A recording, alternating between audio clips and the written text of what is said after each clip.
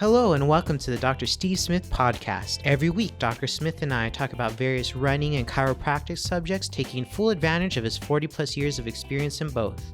Hello, folks. I've got Michelle Williams with us today, president of the Dog Haus Running Club. Michelle, how'd you get started with the Dog Haus? You've been with them for a long time, haven't you? Yeah, I started December 3rd, 2013, believe it or not. I know the day. Came around a Google search. It said 5K yoga beer, and I thought, I like one of those things. So I showed up. Everything else is history. I wasn't a runner at the time, and it was definitely the community that kept me coming back. You weren't a runner. See, I think of you as the quintessential runner. I can't go out on the streets without seeing you out there. That's a surprise to me. You were never a runner until 2013. Never. So you've been at it 7 years. What have you done in that 7 years? I've done countless half marathons, lots of Ragnars. With the LA Marathon coming up, it'll be my 9th marathon and running marathons for 5 years. Wow. Yeah, I've done quite a few things, and now my joy is getting to do it myself and training hard for those, but also bringing a lot of other people along with me. Michelle, what's a typical Dog Haus run like? Back in the good old days, before March, you can expect a big crowd that's really sincerely looking forward to meeting you, being a part of something that's bigger than you, that you can go and you can do whatever fitness that you need to do, if you need to walk, if you need to run, if you need to walk, run. But getting out there for doing 3 miles at minimum. We have a 3-mile route, and I introduced last year a 5-mile route because a lot of us train and a lot of us want a little bit more. All involve the wonderful Arbor Hill. Beer afterwards if you want to stay, but it's kind of choose your own adventure. You can either choose to come in, as some people do, and then enjoy part of the club and then go ahead and leave because you have other things to do. Or you can be as involved as you like. I took the involvement pretty seriously and I got involved very quickly. Michelle, you guys have a lot of social engagement too. A lot of invitations like, hey, we're going for a hike on Saturday, or we're going to go run a rag. You guys are more Ragnar-ish and you also have like races, I don't know, in canyons that are beautiful, things like that. You do a lot more of that, I think, than the Pacers do, don't you? Well, we like to go out and do fun things, have a little adventure. Some people it is all about the actual race, but most of us it's about the camaraderie, getting there, being there together, starting together, maybe not finish. We necessarily don't finish together, but we're all there together in a sense. So if you want to come and be involved in the group, we want you. Are bald people welcome? Bald people are definitely welcome. Oh, good. Yeah. You're not going to shine me on. No. Okay.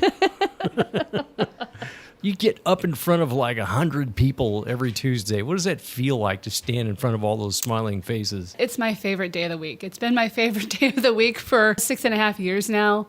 But all the energy and that everyone brings something different, it just makes me happy to be there and happy to share in the experience and help other people with whatever it is they need that day. What we do as a social philanthropic club is really give them an outlet and a place to be every Tuesday that even if things are so hard for you, that you can come one place, one time, every Tuesday and know that people really care. I feel the same way about the Pacers. I think the big thing is that we all bring a little something different to the table. You guys are the free running club, the true training club that you meet together on Tuesdays, Thursdays, or Saturdays, and you're kind of always out there. We're the social philanthropic club. We have a different vibe. We don't have pace leaders. If you need someone and you're new and you need to be paced, well, I have someone that we can put to run with you. And when we train for something, I bring I don't know how many people to the Pacers because you're the free training club. I want us to train together and to do these things. So it's just different, and that's why it's so simpatico, is that we just really want to bring the community together in such a great way. And I know every once in a while on a Tuesday, I just got a hankering to go run the Arbor Hill. Arbor Hill. And then go sit and chat and have a beer afterwards. Dr. Smith, how did the people in Pasadena respond when you started the Pacers? Pasadena was ready for it. In many ways, I was just lucky, I think, because I was ready to start a running club. I wanted to help people get fit, but there wasn't anything. There was nothing. We would meet at the Aquatic Center. There was nobody showing up. The Aquatic Center parking lot was completely empty on a Saturday morning. When we started the Pacers, you didn't see the number of runners out like you do now. In 1995, 96, we hadn't really hit the big running boom that I think peaked around 2003. It's kind of like hitting the very start of a wave that was developing, and we got to ride that wave. So we've been very, very lucky to be the running club that developed. We got to develop the program as the running community grew, and we saw a need for different things. We started out as a club just to get people to run 10 minutes. We were modeled pretty much after the LA Leggers program because I was a legger and I'd run with the leggers, and they didn't have a club in Pasadena, and I thought I could develop a club like the Lakers in Pasadena. So I owe those guys a lot because they set the agenda. They set the example for me on how to develop a running club. They were amazing. They had like 700 people meeting on a Saturday morning. And if it hadn't been for them, maybe I would never have started the Pacers. You guys have done a great job raising the health and spirits of the community. You raise money. You have fundraisers. I know you guys have your casino night and you have other fundraisers. Who do you send your funds to? Every year it's different. We've had everyone from Sierra Madre Search and Rescue to Elizabeth House. Our membership picks a different philanthropy each year. And then that year we throw a party and we raise money specifically for them. So we do that. We've also done events like working with the LA River cleanup crew.